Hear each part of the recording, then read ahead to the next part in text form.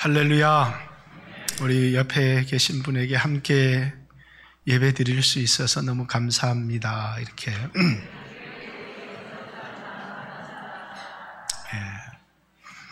예배를 드리는데 자꾸 빈자리가 신경이 쓰여요. 3층에 보니까 여러 빈자리가 있고, 그러니까 목사의 마음에 왜 나오지 못했을까? 코로나 이전에는 3명씩 앉아서 차고 넘쳤던 자리에 왜 이렇게 누가 빠졌을까? 왜 나오지 못했을까? 하는 이렇게 예배드리는 기쁨과 더불어 그런 아픔이 또 있습니다. 지금을 코로나 시대 이렇게 얘기합니다. 2월 셋째 주부터 시작된 게 오늘 10월 셋째 주 만 8개월을 꽉 채웠고요. 2월 17일 시작했던, 물론 그 이전에 시작됐지만 그 코로나의 위기가 이제 10월 18일 8달 하고도 하루가 지나가고 있습니다.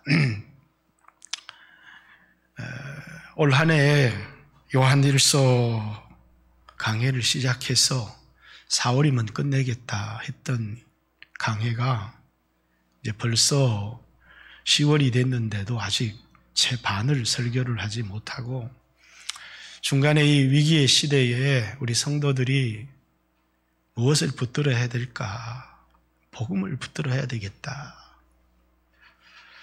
복음을 붙들어야 되겠다. 그래서 오랫동안 디모데후서 1장 12절 또 디모데후서를 가지고 여러분과 말씀을 나누었고, 오늘 다시 요한일서 말씀으로 돌아왔습니다. 그런데 이제 시리즈로 들었던 설교가 여러분의 머릿속에 다 남아 있을지는 잘 모르겠습니다. 이 코로나 시대 가운데 교회가 이 8개월의 시간들을 지나면서, 물론 이제 기독교가 한국 땅에 들어올 때 이 세상과 갈등을 겪었습니다. 제사 문제, 조상을 섬기는 문제 때문에 기독교가 큰 갈등 속에서 이 땅에 뿌리를 내렸고, 그리고 이제 큰 문제 없이 큰 성장을 해오다가 이번 코로나를 인해서 세상과 큰 갈등을 겪게 되었습니다. 그 갈등 속에서 많은 사람이 실족하기도 하고, 또 어떤 사람은 그 갈등 속에서 더 하나님을 가까이 하기도 하고 했지만, 한 사람 한 사람의 문제라면 그 문제를 해결하는, 그 문제를 어떻게 이해할 것인지, 그 문제를 어떻게 풀어갈 것인지에 대하여 각 사람에게 달린 문제죠. 그러나 이 코로나는 어떤 한 사람이나 한 기관의 문제가 아니라 한 국가, 전 세계의 문제가 되면서 이제 교회가 이 문제를 어떻게 이해하고, 성도가 이 문제를 어떻게 이해하고 그 문제를 어떻게 풀어가는 것과 상관이 없이 국가 차원에서, 세계 차원에서 이 문제를 풀어가고 이 문제를 이해하는 과정에서 교회와 세상이 극명한 차이와 갈등을 보이기 시작했다라는 사실입니다. 그러니까 여러분, 이 차이는 우리가 누구에게 속했느냐가 이 차이를 만들어내는 것이죠. 사회적 거리두기 2단계에서 1단계로 하향했는데, 코로나 이전에 한 번도 들어보지 못했던 단어입니다. 사회적 거리두기. 코로나라고 하는 이 상황 속에서 치료제도, 백신도 없는 이 상황 속에서 세상이 처음으로 꺼내든 것이 마스크라는 것과 사회적 거리두기라는 것을 통해서 전염의 확산을 막아야 되겠다. 굉장히 좋은 조치였다고 생각을 하고, 또 대한민국은 이 부분에 관해서 세계 어느 나라보다도 성공하고 있는 나라다, 이렇게 생각을 합니다. 그래서 사회적 거리두기는 전염병 확산을 위해서 이제 한 조치고, 또 거기에 마스크와 또 이제 집합 금지와 이런 많은 조치들이 이 코로나 이 확산을 막기 위한 이제 굉장히 중요한 조치였습니다. 근데 또 이제 일부 교회들은 좀 상식을 초월하는, 교회는 절대로 상식을 초월하는 것이 아닙니다. 근데 상식을 초월하는, 그래서 마스크도 하지 않고 또 이제 방역도 제대로 하지 않고 음식을 나누어 먹으면서 세상에 무리를 일으킨 것도 사실입니다. 그러나 세상과 교회는 문제를 이해하고 문제를 해결하는 방식에 엄연히 다른 차이를 가지고 있습니다. 여호수아 7장 말씀에 보면 이스라엘 백성이 여리고를 점령했습니다. 그리고 아이성을 정탐하고 와서 아주 작은 성입니다.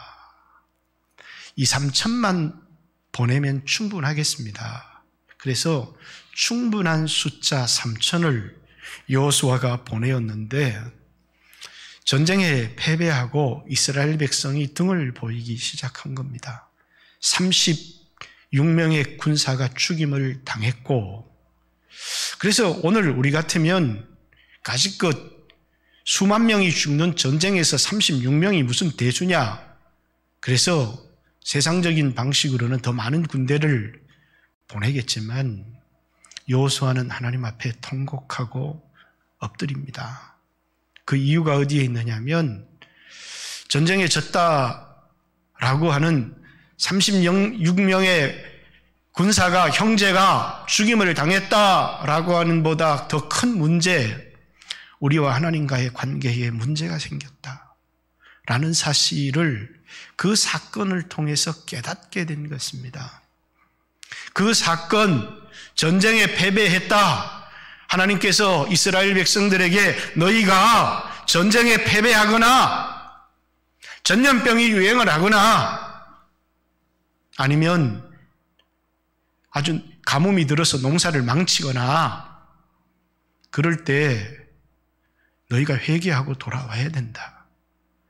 그것이 하나님과 너희 사이의 관계가 문제가 생겼다는 하나님의 메시지고 사인이다 라고 하는 이스라엘 백성들이 가지고 있는 문제를 이해하는 관, 여호수아는 하나님 앞에 엎드렸습니다. 그리고 문제의 본질을 작전이 잘못됐다, 너무 적은 군사를 보낸 것 같다, 판단에 실패한 것이다 라는 결론을 내린 것이 아니고 하나님과 우리 사이에 금이 갔다.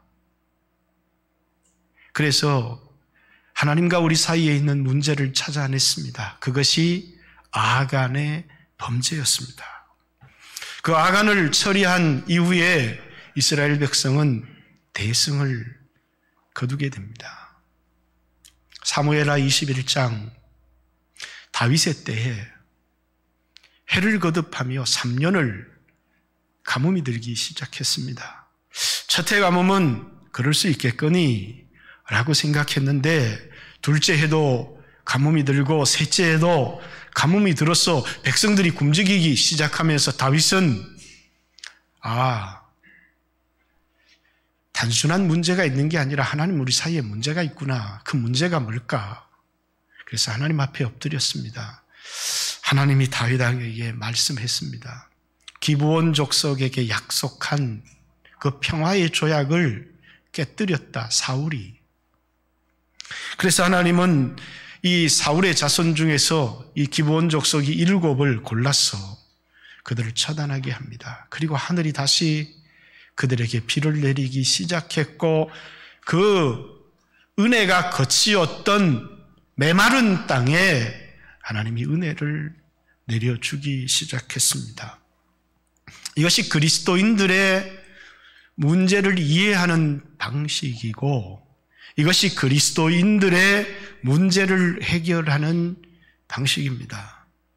우리의 육신, 눈에 보이는 현실에 문제가 생겼는데 이 문제는 근본적으로 하나님과 우리의 관계에 문제가 생겼다라고 하는 증거고 사인이다 라는 것이 그리스도인들의, 세상은 코로나라고 하는 이 속에서 내놓은 문제의 해결책, 일단 원인은 이런 원인이 어디 있냐, 우연히 발생한 것이지. 그렇습니다. 얼마 전에 북한에서 내려온 그런 멧돼지 한 마리가 그 아프리카 돼지열병에 감염되었다라는 뉴스가 나왔습니다. 근데 아프리카 돼지열병, 그게 사람에게 옮길 수 있을까? 아무도 생각을 하지 않습니다. 그건 돼지에게 옮겨가는 병이지 사람에게 옮기는 병이 아니거든요. 물론 옮겨갈 가능성이 있을지 모르겠습니다. 미국의 수없는 고양이를 잡아서 이 검사를 해봤더니 코로나 바이러스에 굉장히 많이 감염되었습니다. 그렇다고 그 고양이를 다 잡아 죽이지 않습니다. 치료하지도 않습니다. 이유는 고양이가 걸린 코로나가 사람에게 전염될 가능성이 있느냐? 전 역사, 지금 모든 세계에서 한 건도 그런 건이 발견되지 않습니다. 박쥐 속에 있던 코로나 바이러스는 어느 날 만들어진 것이 아니라 수천 년부터 존재했던, 그런데 어느 날 갑자기 우리 인간에게 전염이 되기 시작한 겁니다. 어떤 사람들은 우한 연구소에서 저지른 인간의 실수다 라고 말하기도 하고, 또 어떤 사람들은 아직 그 원인을 알지를 못하지만 이 코로나 바이러스가 인간을 숙주로 삼아서 그렇게 이제 전파되기 시작한 것을 아직 인간은 그 원인을 이해하지 못합니다. 그러나 우리 그리스도인들은 뭡니까? 이런 일들을 단지 수천 년에 걸쳐서 한 번도 없었던, 물론 있었을 수도 있겠지만 역사의 기록 속에 없는 인간에게 전파된 코로나 바이러스, 그 속에서 그냥 우연히 발생했겠지. 그리고 이 문제를 어떻게 해결할까? 백신과 치료제. 그 백신과 치료제를 개발하기 전까지 어떻게 해결해야 하는가? 사회적 거리두기와 마스크, 손소독, 방역, 이것이 세상이 내어놓은 이 코로나에 대한 이해고 해결 책이었습니다. 그러나 교회는 아주 좋은 이런 해결책뿐만 아니라 플러스, 이것을 절대로 무시해서는 안 되는 것이죠. 여러분, 이것을 무시하는 것은 상식을 초월하는 것입니다. 예수 믿는 사람이 암병이 걸렸으면 회개도 하고 기도도 하고 하나님과의 관계도 돌아보지만 그것이 전부가 아니라 의사를 찾아서 진단도 받고 치료도 받아야 되듯이 그것이 상식이고 그리스도인이 가야 될 정상적인 길인데, 어떤 그리스도인들은 난 병원 안 가겠다 그러면서 기도만 하는, 전혀 하나님 방법이 아니죠. 상식이 아닙니다. 의사도 정부도 이런 방역도 하나님이 우리에게 주셨다는 사실을 우리는 이해합니다. 그러나 그것이 그리스도인의 방법의 전부는 아닙니다. 근본적인 해결이 아니라는 거예요. 그래서 그리스도인들은 회개해야 되고 제대로 된 예배를 드려야 되고 하나님께로 돌아가야 된다. 이것이 코로나가 우리에게 주시는, 이 코로나를 통해서 우리에게 주시는 하나님의 음성이다. 왜? 성경은 명백하게 전염병이 내 백성에게 유행할 때에 내 이름으로 일컫는 내 백성은 그 악한 길에서 떠나 스스로 낮추고 기도하며 하나님의 얼굴을 구하라 라고 하는 그 악한 길에서 떠나라. 교만을 버리고 스스로 낮추라. 그리고 기도하며 하나님의 얼굴을 구하라. 그래야 하나님께서 하늘에서 듣고 이 땅을 고치겠다라고 하는 해결책을 우리에게 주신 것입니다. 그래서 교회는 회개운동을 벌이고 기도하고 근데 꼼짝을 못하는 것입니다. 왜? 내 문제, 교회의 문제면 그렇게 하면 되는데 이것이 세상의 문제와 함께 연관이 되어 있었어. 그래서 세상은 모이지 마라.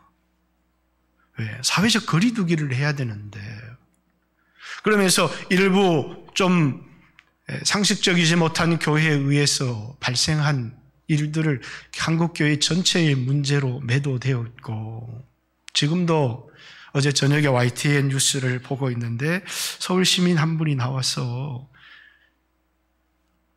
그렇죠. 전철은 문제를 삼지 않습니다. 왜? 꼭 해야 되는 일이니까. 여러분 마트를 문제 삼지 않습니다. 왜? 꼭 해야 되는 일이니까. 그것 없이 일상생활이 불가능하니까. 그러나 왜 교회가 30%라도 모여서 예배를 드리는지 자신의 머리로는 교인들을 이해할 수가 없다. 이런 방송이 YTN에서 나왔어요. 저는 좀 예배를 드려야 되는 사람의 입장도 방영이 됐으면 좋겠다라는 생각을 해봤지만 그러나 이것이 세상이 가지고 있는 이 문제에 대한 인식이고 해결이라는 것입니다. 왜 이런 때에 전철은 어쩔 수 없지 않느냐. 또 마트는 먹고 살아야 되는 거니까 어쩔 수 없지 않느냐. 그런데 왜 교회는 꼭 안 해도 되는 일을 하느냐라는 것이죠. 여러분 예배는 그들에게는 꼭 안 해도 되는 일이지만 우리는 우리의 존재의 목적이거든요. 그래서 한 교회 협의회 목사님이 대통령을 만났을 때 예배는 그리스도인에게 목숨과 같습니다. 라는 그리스도인들에게 있어서 예배의 중요성, 그리스도인들에게 예배는 목숨과 같습니다. 라는 표현을 여러분도 들었을 것입니다. 예배는 그리스도인들에게 목숨과 같고 이것은 우리에게 사라진 하나님의 은혜를 회복하는 우리에게 유일한 길입니다. 문제 앞에서 그 문제를 그 문제를 해결하는 방식이 세상과 교회가 차이를 보이죠. 단지 문제를 해결하는 방식에만 그것을 이해하고 해결하는 방식에만 차이를 보이는 것이 아니고 교회는 이 세상을 살아가는 삶의 그 방식이 세상과는 전혀 다릅니다. 왜 이런 다른 차이가 우리에게 발생하게 되었을까? 성경은 오늘 요한일서는 딱 한마디로 대답을 합니다. 그게 뭐라고요? 소속이 다르기 때문이다. 이렇게 얘기를 합니다. 자,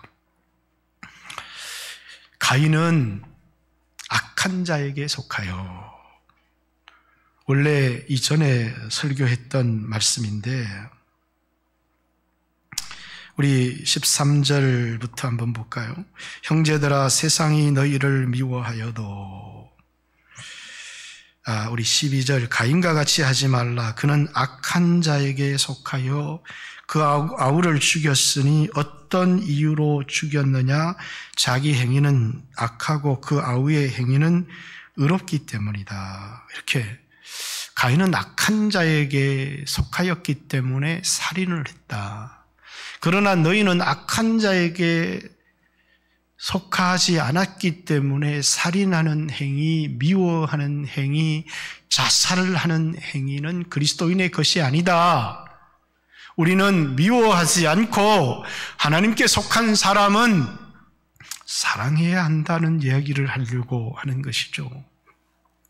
요한에게 있어서 악한 자, 마귀입니다. 마귀의 특징을 딱 두 가지로 함축해서 이야기를 합니다. 요한복음 8장 44절, 너희는 너희 아비 마귀에게 속하였나니, 마귀는 처음부터 살인자요, 거짓말하는 자다, 이렇게 얘기를 합니다. 뭐라고요? 마귀를 살인자요, 거짓말하는 자다.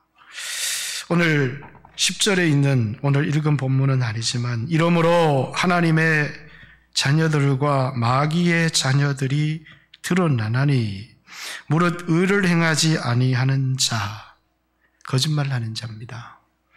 또는 그 형제를 사랑하지 않는 자, 미워하고 살인하는 자입니다. 아니하는 자는 하나님께 속하지 아니하니라. 마귀에게 속한 사람의 특징, 그게 미워하고 살인하고 자살하고, 하나님께 속한 사람의 특징, 형제를 사랑하고 사랑입니다. 뿐만 아니라 뭐 한다는 겁니까? 진리를 행하는 것.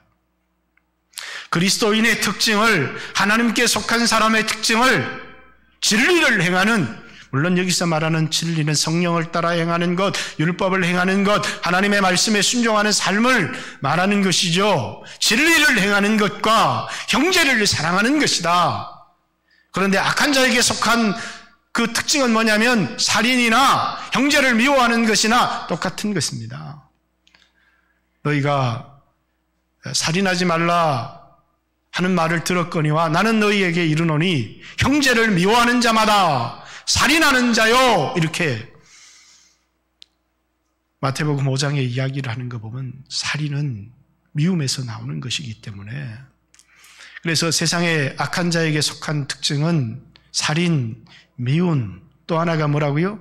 거짓말 행함입니다. 마귀는 처음부터 살인자요, 거짓말을 행하는 자라 진리가 그 속에 없으므로 이렇게 얘기를 합니다.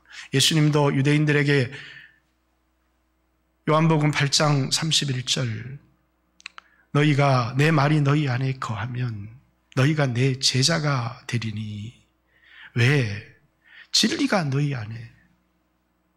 너희가 나를 죽이려고 하는 것은 진리가 너희 속에 있을 곳이 없기 때문이다, 이렇게 말하죠. 우리가 소속이 바뀌는 것은 누구를 사랑한다고 소속이 바뀌는 게 아니에요. 예수님을 내 인생의 구주와 주님으로 영접하게 될 때 우리는 세상에 속하였던 자들이, 마귀 아래 매여 종노릇하던 자들이 그것에서 해방이 되어서 빛의 나라, 하나님의 나라로 옮기게 되고 예수 그리스도의 것으로, 예수님의 소속으로 바뀌어지게 돼 있어요. 이 소속의 바뀜은 뭐로요? 믿음을 통해서, 예수 그리스도를 믿는 믿음으로 구원을 얻고 영생을 얻고 하나님의 자녀가 되고 소속이 바뀌는 역사는 믿음을 통해서 이루어집니다. 그러나 내가 소속이 바뀌었다는 증거는 뭘 통해서요? 문제를 해결하는 방식. 그리스도인들은 자신의 인생에 문제가 생기면 먼저 하나님과의 관계를 살펴보더라는 것입니다. 왜? 무능력해서 그렇다. 저 사람 때문에 그래. 이런 환경에서 자라서 그렇지. 라고 하는 환경이나 다른 사람을 탓하는 것이 아니라 하나님과 자신의 관계를 돌아보는, 자신의 죄성을 돌아보더라는 것이죠. 근데 세상은 전혀 이게 보이지를 않는 겁니다. 하나님이 살아계시다는 것도 알지 못하지만 하나님과의 관계를 바라볼지도 몰라요. 왜? 소경이기 때문이에요. 그것을 성경은 영적 소경이다, 이렇게 얘기를 합니다. 그들의 해결의 방식은 아주 좋습니다.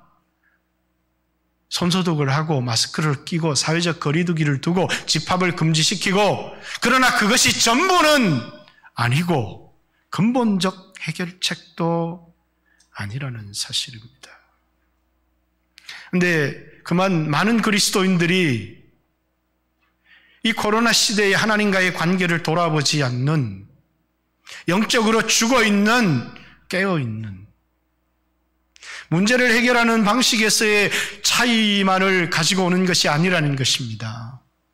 살아가는 삶의 방식에서 그리스도인과 세상은 전혀 다른 것이죠. 세상에 속한 자는 이득을 얻기 위해서 거짓을 행합니다. 또 뭡니까? 자기가 살기 위해 다른 사람을 죽입니다. 그것이 가인의 삶이다, 이렇게 얘기를 하는 겁니다. 살인과 그리고 거짓을 행함. 왜 거짓을 행해요? 나에게 이득을 얻기 위해서 하는 것이죠.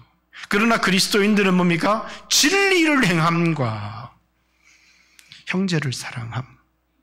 이것이 그리스도인의 삶의 세상과 다른 방식입니다.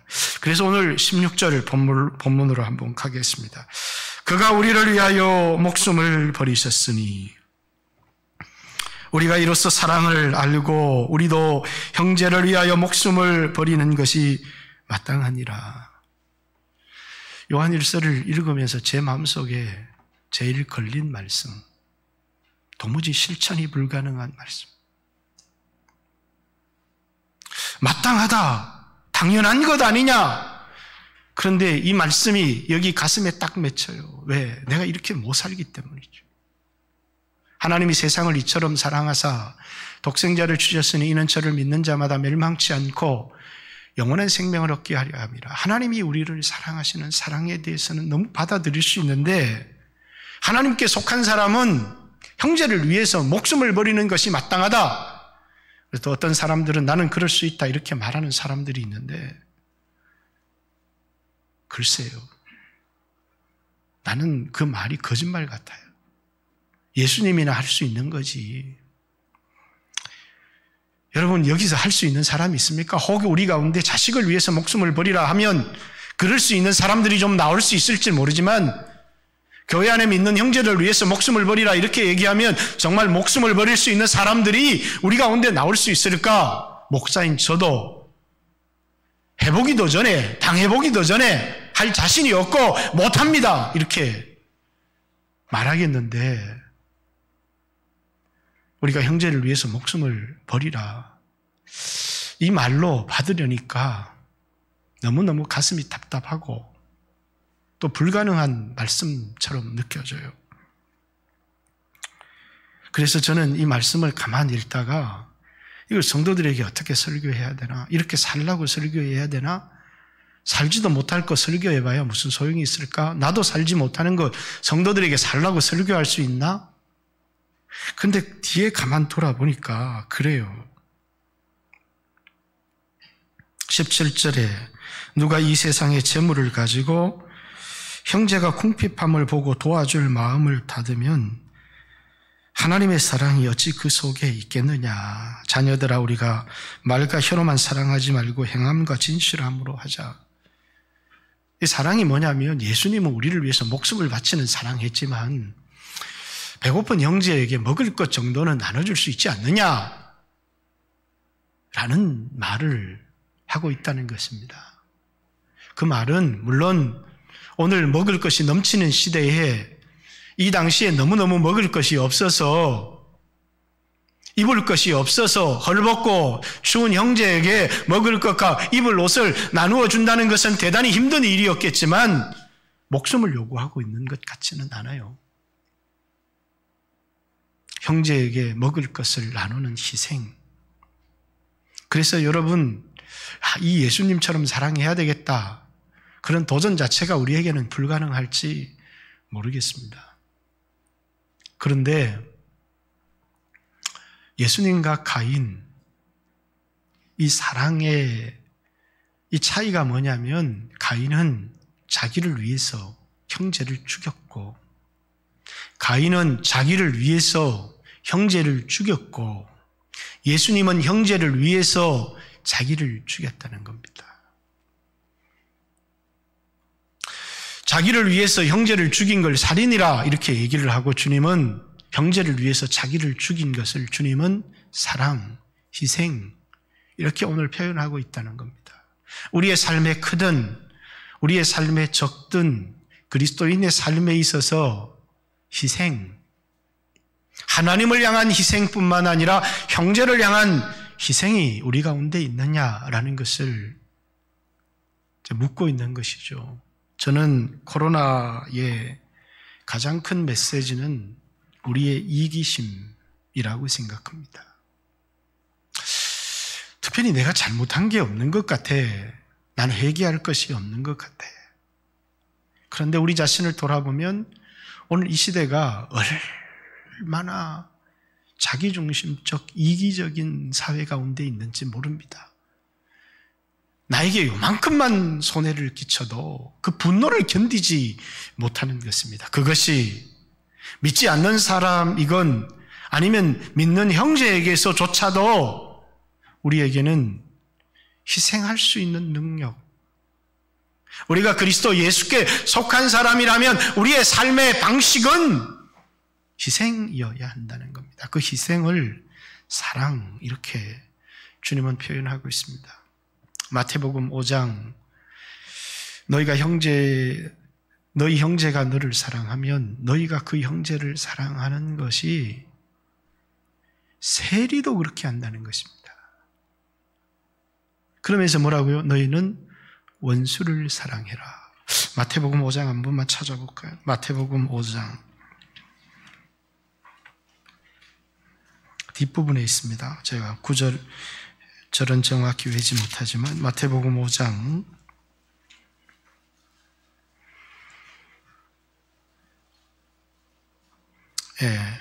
43절 또 내 이웃을 사랑하고 내 원수를 미워하라 하였다는 것을 너희가 들었으나 나는 너희에게 이르노니 원수를 사랑하며 너희를 박해하는 자를 위하여 기도하라. 이같이 한즉 하늘에 계신 너희 아버지의 아들이 되리니 이는 하나님이 그 해를 악인과 선인에게 비추시며 비를 의로운 자와 불의한 자에게 내려주심이라.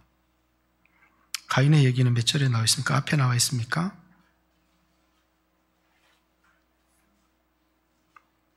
몇 절에 나와 있어요?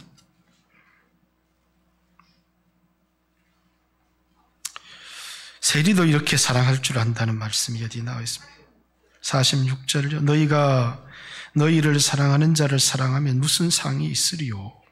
세리도 이같이 아니하느냐? 또 너희가 너희 형제에게만 무난하면 남보다 더 나은 것이 무엇이냐? 이방인도 이같이 하느니라.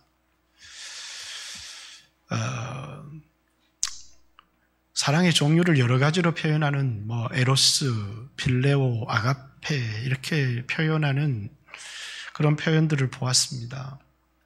그런데 이제 어떤 사람은 좋아하는 것과 사랑하는 것의 차이를 이렇게 얘기를 합니다.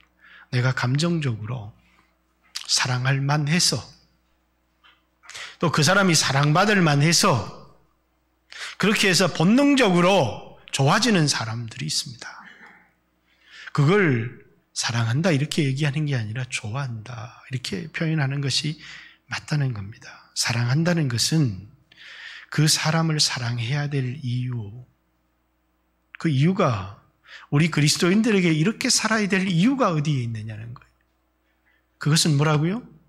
사랑을 받았기 때문이라. 사랑받을 자격이 없는 하나님과 원수되었던 나를 사랑해 주신 그 사랑을 받았기 때문에 아니 원수는 죽여야지 어떻게 원수를 사랑합니까?